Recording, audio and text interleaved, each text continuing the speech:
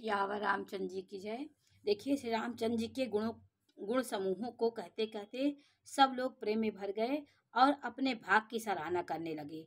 जगत में हमारे समान पुण्य की बड़ी पूंजी वाले थोड़े ही हैं जिन्हें श्री रामचंद्र जी अपना करके जानते हैं। ये मेरे हैं ऐसा जानते हैं।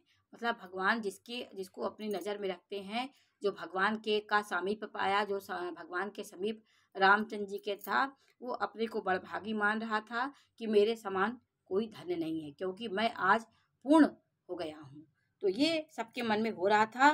तो दोहा नंबर 274 में है कि प्रेम मगन ते ही समय सब सुनि आवत मिथिलेशु सहित सभा संभ्रम उठेऊ और रविकुल कमल दिनेशु।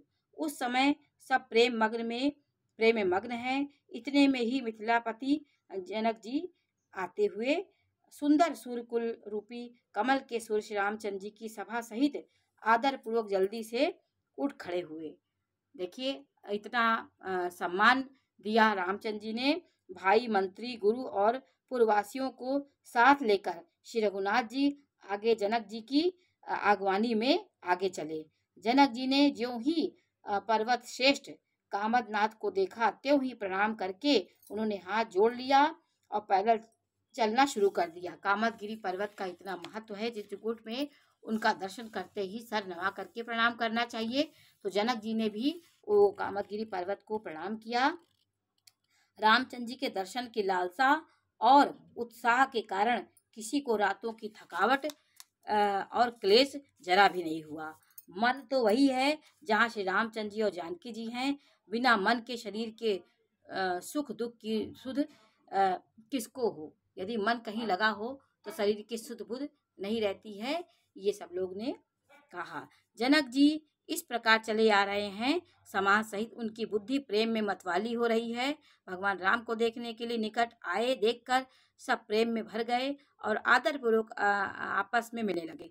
जनक जी वशिष्ठ और अयोध्यावासी मुनियों के चरणों की वंदना करने लगे और श्री रामचंद्र ने शतानंद और जनकपुरवासी ऋषियों को प्रणाम किया। फिर भाई समेत श्री राम जी राजा जनक जी से मिलकर उन्हें समाज सहित अपने आश्रम को लिवा ले गए। साथ में लेकर के अपने आश्रम गए। भगवान राम भी देखिए गुरु के और अपने पिता के समान लोगों का आदर करते हैं। वो एक जीवन की जो शैली है, जीवन का जो कर्तव्य है, वो राम करते गए। वो भगवान होकर के भी अपने को छुपाए हुए थे और सारी लीला करते रहे। और श्री रामचंद्र जी का आश्रम शांत रस रूपी पवित्र जल से परिपूर्ण था। उनका शांत रस, जहाँ पे भगवान राम रहते